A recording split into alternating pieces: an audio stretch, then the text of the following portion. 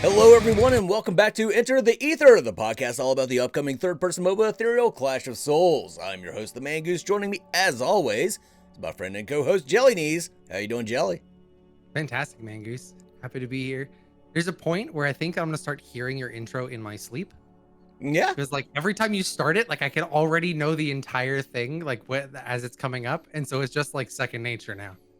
that's how I greet people in life too. Like, hello, what's up, everybody? I'm the Man Goose. You are awesome, and welcome to the Dollar General store. Should be a Walmart greeter with that kind of attitude. I know, right? Every 5 seconds, you do it all day. You get really good at it real fast. Hello, everyone, and welcome to Wendy's. They're like, do you work But here? the problem is, you have to work on your outros if you want that job. Yeah, no. You got the intro fine, but the outros, that's where it's gonna be like, bye everyone. Thanks for coming to Walmart. I don't know. Buy food. That would be my outro if I worked at Wendy's. Oh, so the weekend has passed. The guys ended a little early. The open weekend. I know when the servers first went up, there was like already a record amount of games being played according to Skifter. So I think you guys got a lot more people in than you expected at first. So that's good news and bad news because so the back end didn't quite hold up. There were several patches throughout to help people get into matches. I'll tell you right now, I had zero problem getting into matches myself, but that's good to hear.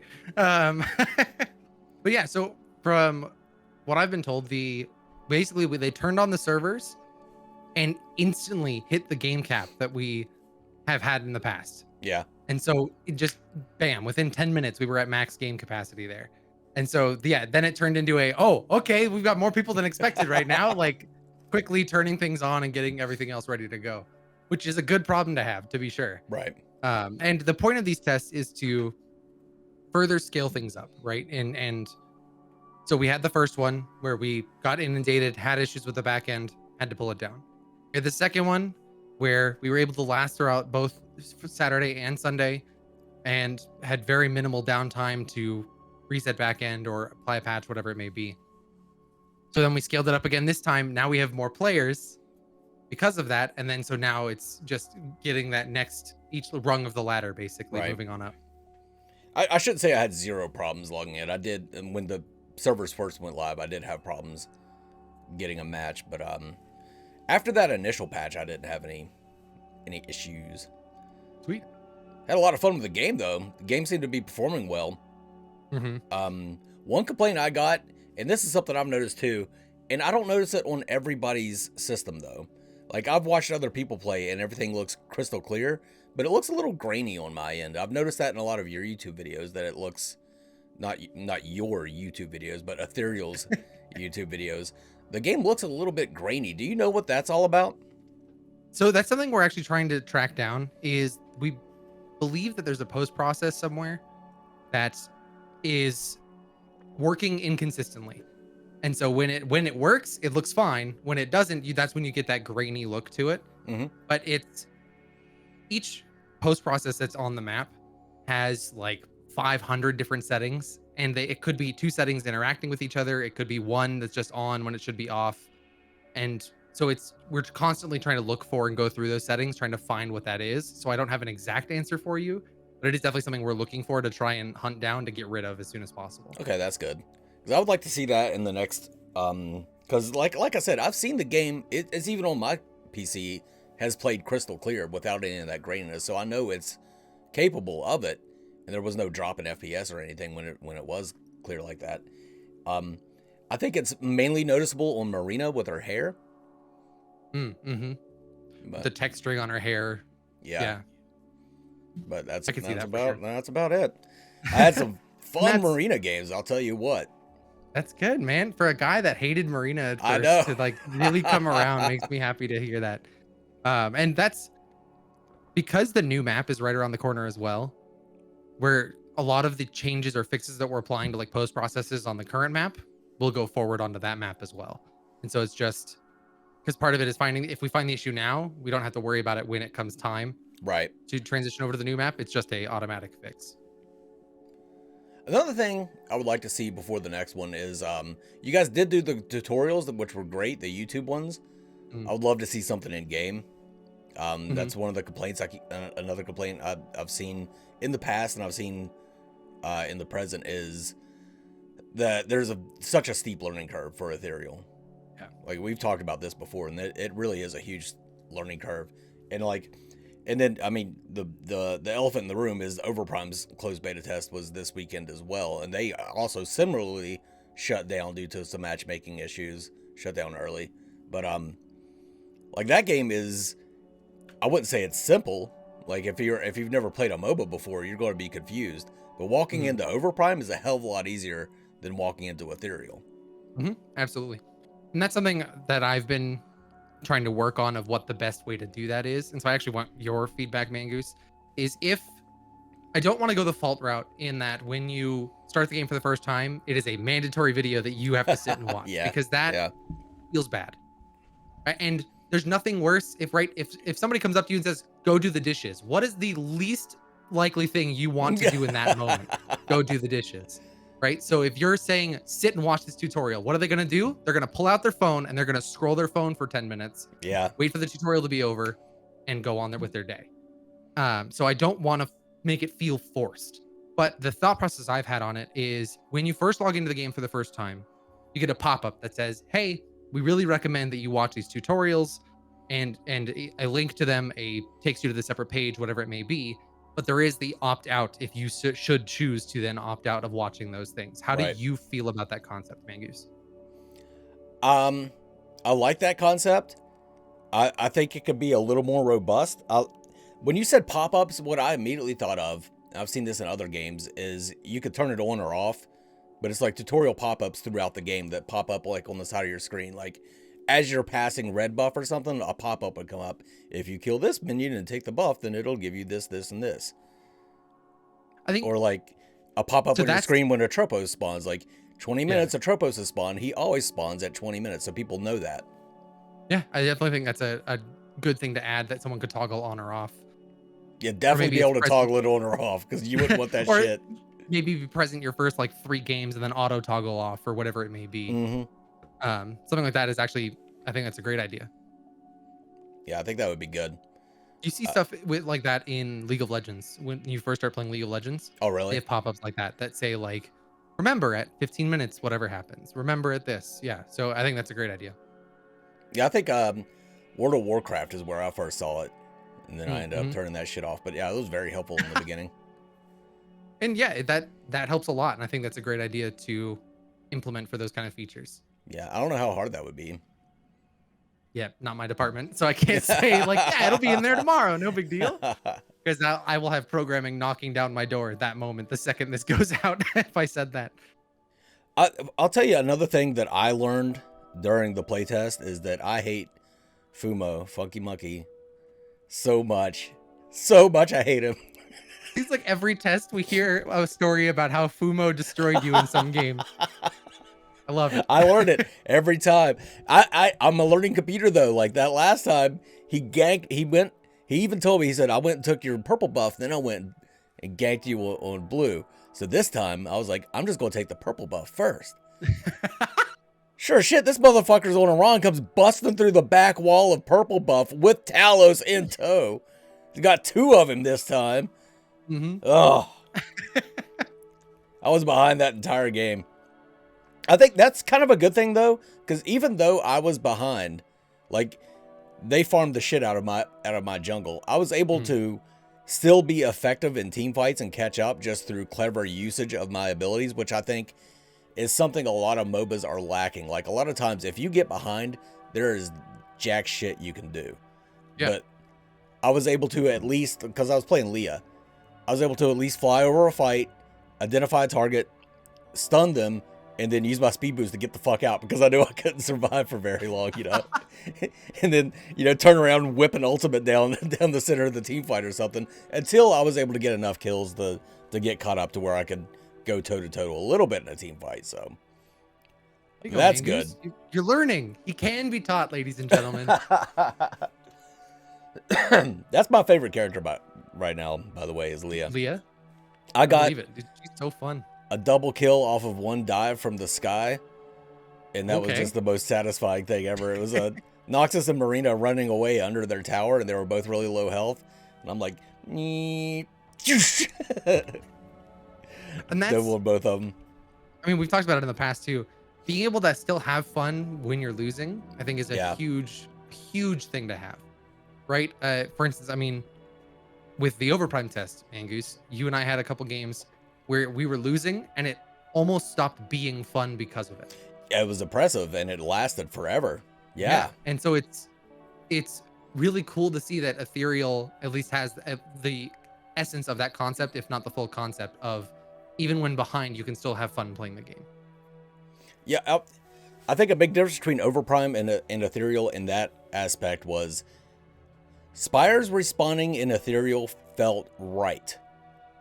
And it felt like it was a way, an actual catch-up mechanic for the team that was behind. Mm-hmm. Inhibitors respawning in Overprime felt like it was just making the game drag on. Mm-hmm. So yeah, and I don't know the complexity of what makes one better than the other, but it felt like shit in Overprime, felt great in Ethereal. Yeah, and that's absolutely, I think it's a balance thing for one thing. It's a map design thing as well. The Spires and Ethereal are significantly closer to the end game, right? You're not running for 30 seconds to then go from the Spire or the Inhibitor to the core, right? But overall, I think Ethereal's games are more consistent in their game time, in that they usually fall in that 25 to 35 minute sweet spot the vast majority of the time. Sure, you're going to get longer ones or slightly shorter ones. But I think that was something we noticed as well, is the Overprime games consistently go over that game time, it felt like. And so it's good to see the more consistent from Ethereal. I wouldn't say they consistently go, but I don't know, there's like less of a spread. Like it's in Overprime, it's either you end the game in 20 minutes or it drags on for an hour. Mm-hmm. Like it was one or the other. There was no like maybe a 40-minute game or something like that. No, it was like if you didn't end it in that fucking time span, then buckle in, buddy. You're in it for the long haul. Because no kidding. Yeah, I don't know why. I think is once people get the full build, there's just no way to end the game in Overprime. And with the expansiveness of the lanes in Ethereal, you could push one lane hardcore and then get away and have that lane push and then move to another lane, whereas Overprime you really couldn't do that. So maybe that's what it is. Just the size of the map for Ethereal is actually more conducive to ending a game early rather than the small map of Overprime. Yeah. And I think a benefit of Ethereal is even with the large map, you still have the trolls. So if your team, or sorry, the Guardians now, they're different. Yeah, we didn't talk about that. Trolls forever. We could talk about that for sure. But the Guardians, having the Guardians in there, your team can control those rotations in terms of like if you wanted to be on fire lane and transition over to ice, your team has the control if you have the Guardians that you can do that. And there's more opportunities to create space for your team to win the game. And there's also the Wyvern mechanic where they took 2 of the Wyverns, but you take that final Wyvern and you're good. Every time I have to record a video and I have to mention the Wyverns, I have to like actively sit there and be like, don't say Wyverns, don't say Wyverns, don't say Wyverns. I looked it up. Both are correct. Both pronunciations are correct. Yeah, but the last thing I need is comments down there going like, it's pronounced Wyvern, man. Yeah, but Sturdy will be down there ripping me a new one if he hears me say Wyverns. But it's the same. If you say Wyvern, people are like, why are you saying it like why when it's a Wyvern? You're always going to get it. You're always going to get it. But yeah, they changed up a couple of the assets. So the troll, which kind of looked like a melted crayon, is gone now, replaced by some kind of weird rock dude that's a lot cooler looking and functions better. He doesn't just T-pose at you after he dies. I will forever miss the chonkers, however. After you kill them, T-posing and just going off into the sunset for 30 seconds. Dude, I guess I'm dead now. Yeah, dude. I watched a clip of Windu of his stream during the last test of that happening, and I was dying laughing just watching it. So I'm gonna miss those guys for sure. Yeah. But it is. I think the Guardians are definitely a welcome change. Like the melted crayon is gone. The functionality's better. They look cooler overall. I think Yeah, it's a the chonker being like a dual-tailed scorpion, a bifurcated tailed so it's scorpion. yeah, the scorpion, and then there's the weird spider thing, spider crab nonsense. Yeah. And nope, dude, both of those things are way more intimidating than the old red buff from Paragon. Yeah. Yeah. That thing is pretty cool looking. I was impressed. Is that, do you guys make that yourself, or is that like an epic asset? Those are epic assets, yeah. Oh, okay. We do have plans to eventually create all of our own assets for the jungle camps, but for now those are epic assets. Okay, right on. And part of that was to really phase out the last of the Paragon assets that we used as placeholders, because we want to create that separation, right? We don't want people going into the game and being like, "You said no Paragon assets," right? Yeah. So Skeletor memes here, but yeah. So it's just to kind of create that final separation of the two, and then go on our own path from here on out. Another thing too, because I hardly ever stream. I actually streamed a little bit this weekend, and for whatever reason, I don't know why, that brought a lot of people back to my channel that haven't watched my channel in forever. And like, people are like, "What the fuck? Ethereal's actually a thing? Like, like you're playing it? Like what? Like that?" I think that took a lot of people by surprise. It also took a lot of people by surprise that it wasn't a Paragon remake. Like, I think they clicked a lot of people. Yeah, I've definitely got to do. I mentioned this on the partner panel. One of my favorite comments that made my brain short circuit was, "Isn't Overprom the one being made by predecessor?" And I was like,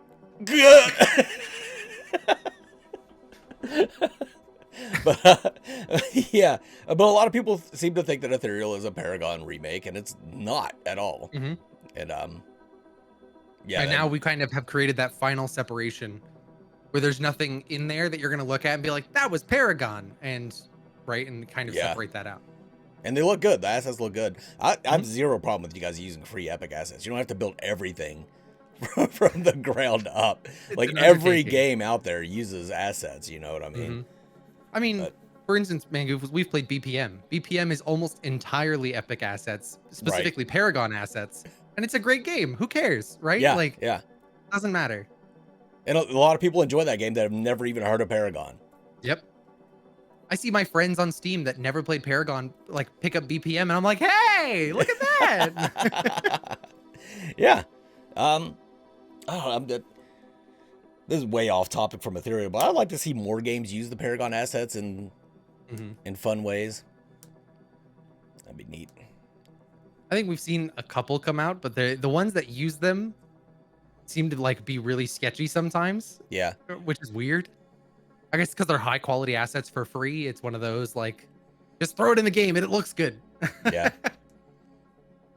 I had a good conversation with Torin over the weekend. We were talking about how like there's it seems like a lot of people that have never even heard of MOBAs, never played a MOBAs, are being attracted to Ethereal and like trying MOBAs out for the first time.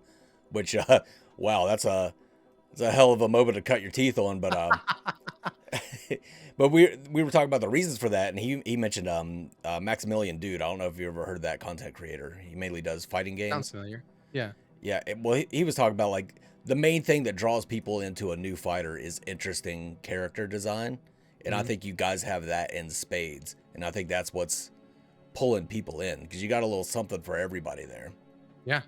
And honestly, these are just scratching the surface of what's to come with characters. Yeah. So we've got quite a few characters already modeled and designed completely, right? They're just in the phases of creating kits, visual effects, animations, all that kind of stuff, right? And the character models from here on out get nuts. So like, it's one of those things of like, if you're looking for interesting character design, it's coming. Like, we have some now, but they're really coming as well. Yeah. Which is really cool. Somebody said they wanted Grognark to be bigger. I'm like, he's a big dude. I don't think people like realize like looking at that. Yeah, like, and having him thing. Roll at you is going to be terrifying. Yeah. Like, he may not be all that tall. I mean, he's taller than most myths, but he's just big. He's on all fours. like No, a he's ultimate as big rampage as a mountain, constantly. maybe. But yeah, that's gonna be fun. So But I think so. Important things that I've been looking at today, especially now that the weekend's over, is like the metrics of what we were seeing. So we saw like almost instantly hit that game cap initially, which was great to see. Um, but looking at like account signups and all of that, people that created an account and validated. So the people that didn't validate their account are not included in this number. We had over 1,400 account validations what? in the last week, Nice. which blew my mind looking at the figure. I was just like, holy crap, what? Like, that's insane to create that many accounts and then actually have people go to their email and validate it. Because that Right. means the non-validated accounts increase that number, which is still insane. We saw just in the 24 hours that the download was up, or a little less than 24 hours that the download for the game was up before the servers went live, we saw over 500 downloads just in that 24-hour period. That's Which awesome. is, again, huge, right? And that shows the interest is definitely increasing and it's definitely picking up there. So, which is really cool to see from our end. Yeah, you guys are kind of ground level right now, and things are starting to rise. It seems like we were subterranean for such a long time. Now we're at ground level. Now it's time to start building up and get that word of mouth out. And it's crazy, right? Like, it's especially you and I who have been doing this show for a year and a half at this point almost, right? To see the changes that have come and like all those things, and like you said, being subterranean and now finally being at that ground level where things are starting to happen is really cool to see. I just, from the outside perspective, even not even as an employee. I mean, even not just the show. You and I have been very interested in tracking Ethereal for like what 3-4 years now, something like that. Yeah. Like my first YouTube video was an Ethereal video. There you go. Yeah, it's crazy. Yeah, and looking back, like it has taken a very long time, like longer than I expected it to take. However, when shit started rolling, it went fast. Like things like it was like all of a sudden it's real. Like I think that's kind of what I was talking about earlier with people watching the stream. Like, holy shit, Ethereal's a thing. Like it got real fast. Like Absolutely. And I think that's something we can coordinate to an extent, or in similarity to Overprime, because we've seen the same thing from them. They were kind of silent for a long time, but when they started going, it just scaled upwards from there. Right. And I think we're not quite at the same extent of that they are in that, but we're in that same train of that we're just constantly moving now and just getting things down the hill. I kind of wonder how many more accounts would have been made and how many more people would have been trying to play Ethereal this weekend if Overprime wouldn't have had their closed beta test the exact same weekend. Which is one of those impossibilities, unfortunately. Yeah. But to me, it's a good and bad thing. Because if we hit cap right as we started, right, with the players we did have already, right, I'm glad it wasn't worse, for lack of a better way to put it. Yeah. Right? On the other hand, of course, I want more players, right? There's no question about that. Right? Want more players, want more engagement across the board, especially as part of the marketing team. That is literally the thing I want most in this world. Right.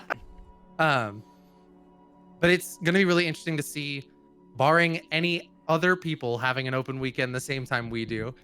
It's going to be interesting to see for the next one what the figures show from then out as well. That's another question I have. What happens? What happens if you guys announce your weekend and then 2 weeks later, predecessor's like, we're going to have an open weekend on this weekend? I don't have a good answer for you. I think it'll depend a lot on how we feel. If it was predecessor, we probably need to look at potentially moving. Yeah. Because they're the 800-pound gorilla in the room. Right. And they'll toss their weight around. It means nothing. Right. And so I think we'd have to probably at least consider changing weekends. But until it happens, I couldn't give you a straight up, this is what the plan would be. Right. In that regard. There was definitely some talk about it with Overprime doing that same thing. But Overprime doesn't have the same weight that predecessor has at the same time. Right. I think they gained some weight this weekend. Oh, I agree, For 100%. But yeah, they still don't have anywhere near the popularity the predecessor carries. But yeah, but still, that's just the Paragon community. Like those that's swaying those numbers. Ethereal's drawing is building up slower, but more surely with numbers outside of the Paragon community. So that's good. Yeah, absolutely. And that's overall, I think this weekend has been encouraging for us to see that growth is possible, right? Despite it not going as well as we had hoped, for sure. There definitely was the silver lining there of seeing those account signups, seeing hitting the cap initially, all of those good things as well. Right. I think it's also, I wouldn't say it's a good thing, but like predecessor had back-end problems, had to close down their closed beta. You guys had back-end problems, had to close down your open weekend. Overprime had back-end problems, had to close. Like, this is something that people are going to start expecting now, which is both good and bad. Like, they're not going to be as critical of it, I think, going forward now that they've seen so many of these. However, I did see one comment, somebody's like, another one is fucking. But that could be, like, it's not a good thing that they're not going the distance, but I think it's probably a good thing that people will probably be a little more understanding now that they see how difficult it is. Yeah, it shows it's not necessarily like an incompetency, right? It's something that can be an issue for all kinds of people, and it can be the same issue for completely different reasons at the same time too. So it's right, which is, yeah, like you said, it's a good and bad thing, right? I think you can't change people's perceptions at all, but you're getting a free game to play just out of fucking nowhere. Like, just be grateful for that. I think too many people like think that everybody owes them something. Like, I've been tracking this game for so long, you owe me the opportunity to play it. No, nobody owes anybody anything. Like, this is just, maybe it didn't go as well as you wanted it to, but that's like saying that the beer somebody gave you doesn't taste as good as you wanted it to. Like, it was a free beer, man. Just take it. And I can say, right, at least for me personally, as part of the marketing team, when I see comments like that, I guarantee you I am just as disappointed in whatever the thing is. Yeah. Right? Like, it's not falling on deaf ears. I'm sitting there pissed off too. Like, I'm like, it should have been working. What are we doing? Right? Like, so it's not, I'm in the boat with you guys, right? That if something is going wrong or if you're running into an issue, I apologize deeply because I wish I could just snap my fingers and fix it. But it's definitely something we want to be better in the future. Yeah. And it's just hard. And it's hard to see comments like that because you want it to be so good.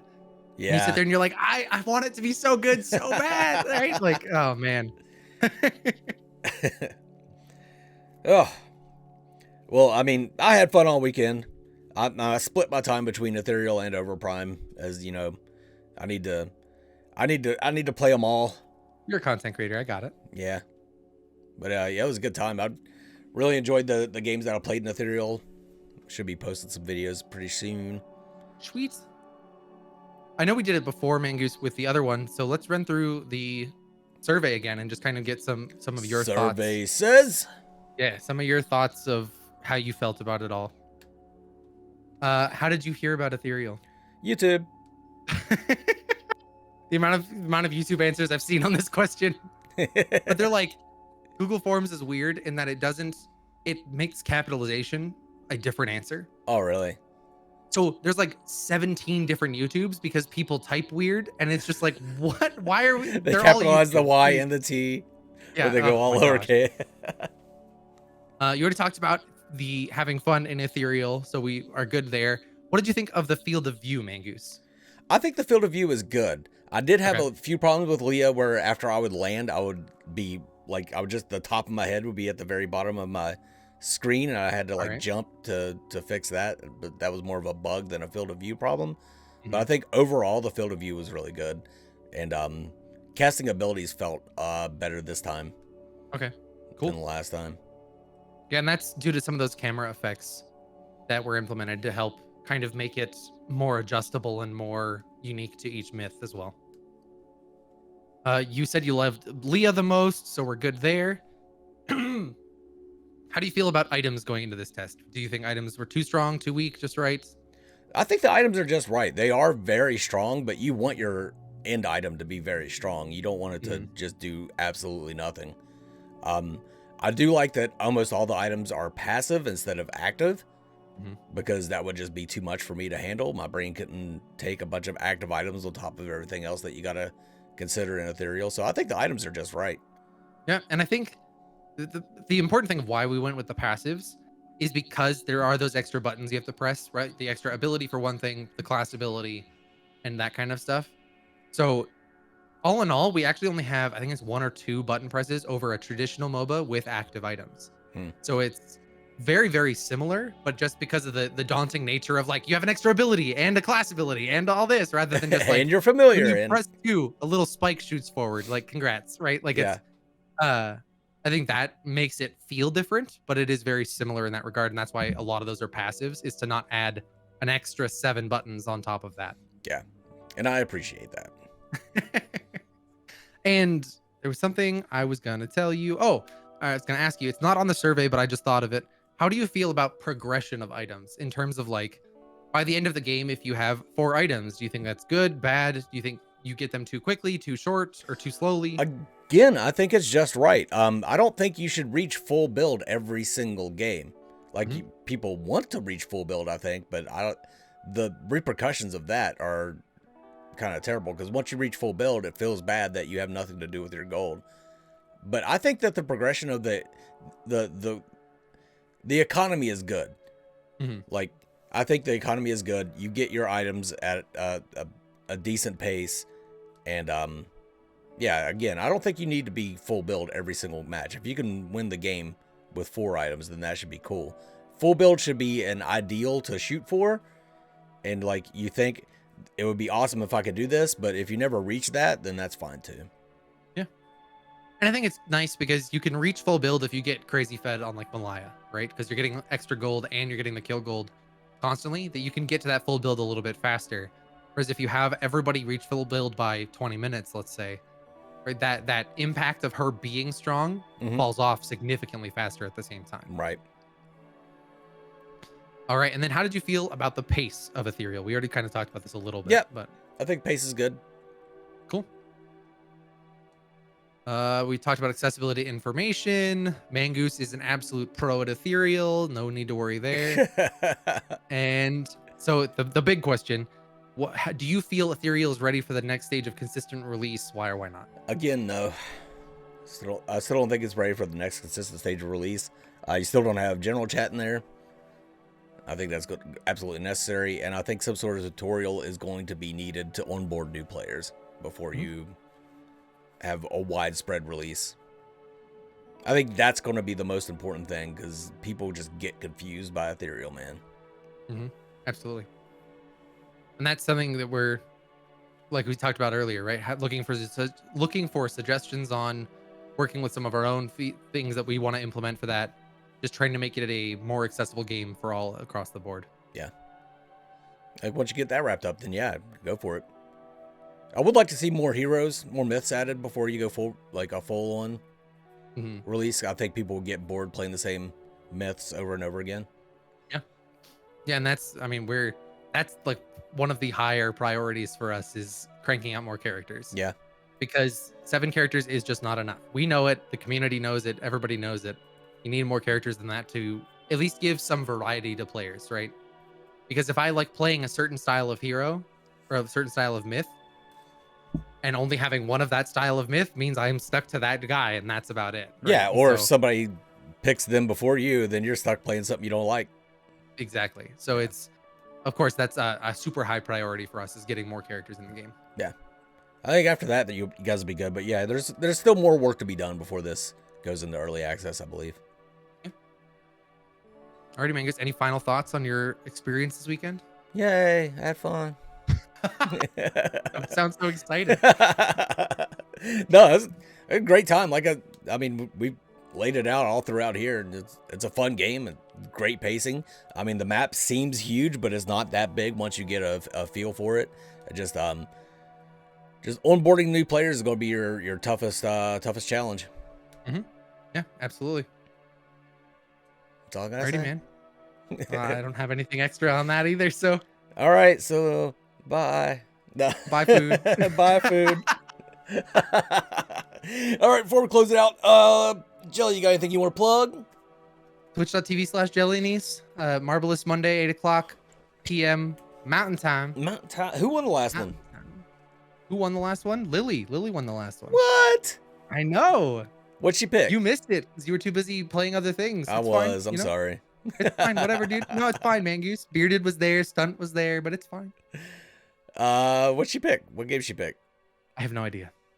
Oh, you still don't know? I think maybe Dream Daddy. I Oh, don't quite remember. yes, I please. think we might be revisiting Dream Daddy. I'll have to double check. I got emotionally invested into that game, and I want to know where it goes. Perfect. Glad to hear it. What about you, Mangoose? Somebody to bring back Dream Daddy for a while. I think I'm going to try and stream some more. Probably Fault because it's the one that's playable, but we'll see. I might do some Ender Lilies. We'll see what we're doing. Yeah. But yeah. It's going to about wrap it up for this week, folks. I hope if you guys did get in, I hope you enjoyed it. Let us know your experiences in the comments below with Ethereal, what you think should be improved, because this is in a pre-alpha state. This is your time to affect how the game improves in the future, and take it as that. Don't take it as this is a finished product. Take this as clay that you can mold into something that you really like. But I think that is going to be about it. I hope you all join us as we enter the ether. Bye, food. Gonna be my new outro for everything. Mangoose. Special shout out to channel members Foolish Bloodhunter, JellyKnees, Meow Mix for Men, Stunt, Ferrith, and Raven.